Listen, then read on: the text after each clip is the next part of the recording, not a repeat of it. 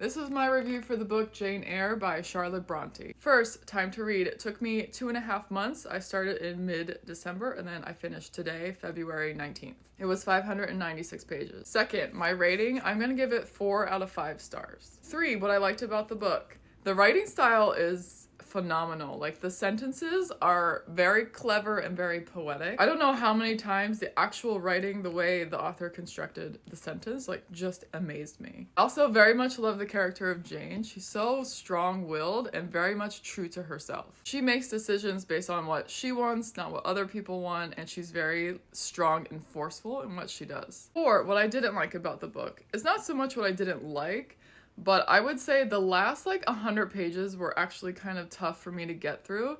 By this point, I was kind of tiring of the very poetic style of the sentences, and I was like, okay, just get to it. I just wasn't as interested in the storyline in the last 100 pages as I was in the first part of the book, where I was reading very quickly. The last 100 pages probably took me as long as the first, 400 or 500. And then Jane makes a choice at the end of the novel that I think works for her, but it's not a choice that I personally would have made. But I think that's a theme touched on in the book, that you have to make a choice that's right for you and your will and your intuition and your thoughts, preferences, personality. Jane did what was right for her and not what other people wanted her to do. You have to do what you are called to do and what lights your spirit on fire versus what lights somebody else's spirit on fire. So all in all, 4 out of 5. I think as classic literature goes, this is a very accessible story to read for classic literature. It's not very difficult to understand. And if you've read this book, I'd love to know what y'all thought about it.